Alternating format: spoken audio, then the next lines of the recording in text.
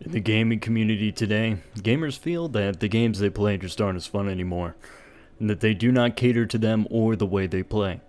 But why is this? What sort of authoritarian pile of trash is doing this to the gaming community?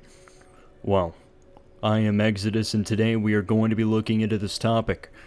It's a topic I've been wanting to look into for the longest time, but I haven't, because I've neglected my duty to you and to the gaming community at large. This topic is one of great importance, because it is going to be affecting how and why the games that come out today and in the future are going to be constructed, and why you feel that games just aren't as fun anymore. This is going to be a long one, so strap in, grab your popcorn, and let's get right into it. In light of the release of Modern Warfare 2019, we have noticed a drastic shift in how the games we play have been constructed. This is obvious. Modern Warfare was not constructed with the longtime players in mind, or the more hardcore of them. It was designed with one purpose and one purpose alone: to drive engagement. Activision Blizzard has been leading the gaming industry in the new form of making games since the release of Battle for Azeroth, and the incredibly successful Modern Warfare, making every single developer look to their way of gauging how games ought to be constructed for success. This is the engagement metric. Now, to understand exactly what is going on, we need to understand what engagement actually is and why it is affecting the games we love to play. Merriam-Webster defines engagement as the emotional involvement or commitment of the customer to the brand or product in question. This isn't all we need, though. To get the full picture, we need to look at the actual key elements that are looked at specifically in engagement metrics, these being active users, session intervals, session length, and retention. The first piece that makes up the engagement metric is active users.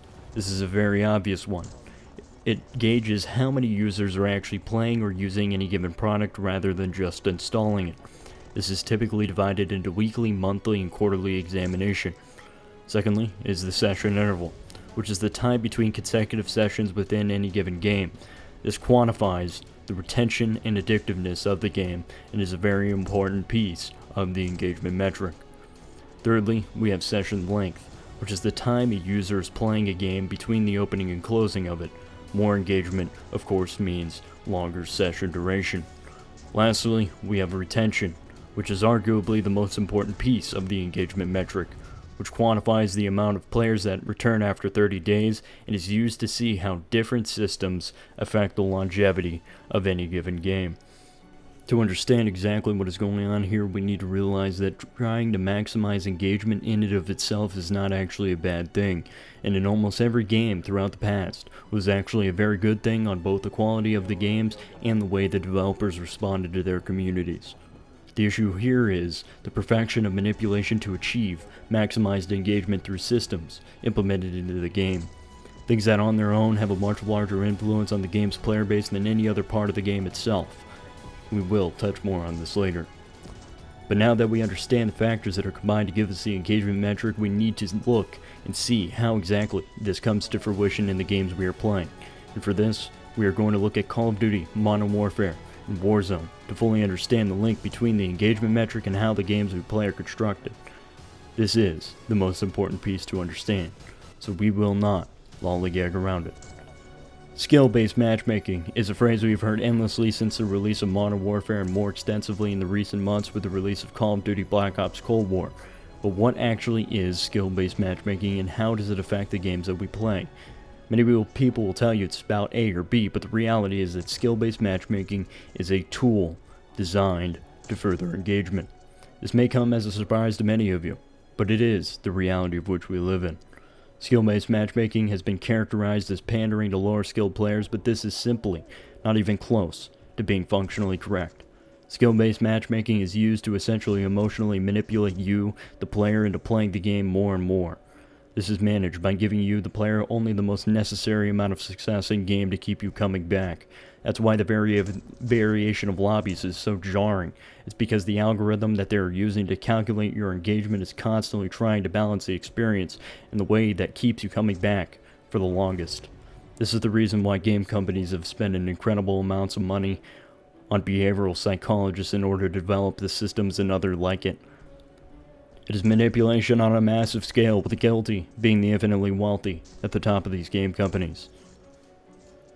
And so, this design for engagement may seem as though it isn't quite as new as we think, and that of course developers and companies creating games have always cared to maximize the engagement as much as possible. But there is a very distinct difference in the way this came to fruition when implemented into games in the past. In the past, in order to maximize engagements, these systems did not exist, or at least were in their infancy, unable to really get to the effect they have today.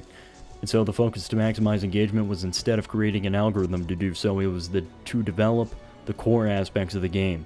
The gameplay loop, the gunplay, the content, for fuck's sakes, and all manner of other variables that create higher levels of engagement. The importance of these systems was at its highest level of significance to get right during these times, and the introduction of algorithms such as skill-based matchmaking in a big way has completely stripped all of the other factors of game design down to being below the level of importance that they once were. Hence why games seem to be lacking in innovation, content, and in polish. It's because they realize that the algorithm will do the work for them. Why invest into these systems when the level of engagement is almost going to be completely determined at this point by an algorithm created by behavioral psychologists to give them this effect? This again is when we must realize that the quest for perfecting the level of engagement and control the game company has over the players is near completion, and even games that barely have any content, such as Call of Duty Black Ops Cold War and Warzone, are still able to have such a high level of engagement because these systems almost will it to be, because it works, because the behavioral psychology that developed these systems understands exactly what makes people come back and what keeps them playing, determining that even though the challenge and stress that it places upon the player is great, that natural human desire for achievement and overcoming the obstacles will keep us locked into this great race for supremacy over our peers, over our constituents, because we have the innate desire to be better than others and to be able to flex our big-ass gamer dicks over everyone else. It takes advantage of these desires of simple men and manipulates us into playing their shitty games. Warzone exemplifies this example perfectly. It is a game where content has been sparse since its release, being almost entirely relegated into the match of egos, lacking in almost every way compared to many of its competitors. Warzone uses skill-based matchmaking to determine the players you will be coming up against, and is a reason for both the hatred towards it and the reason it maintains such a popular player base. Of course, coincided with the massive streamers who play the game extensively to their thousands and thousands of viewers. While video games have become exponentially more competitive as the rise to the mainstream and the reality of becoming rich being a possibility for people who are at the top of the ladder, it seems likely that this is disproportionately skewing the result of games because of skill-based matchmaking and how it manages the player. The system will intentionally match players up against the higher levels of their ladder in order to make the gratification of winning after losing so many games and so many times that much higher, coaxing them to play more and more until they are locked into the addictive state of what is essentially amounts to chasing the dragon.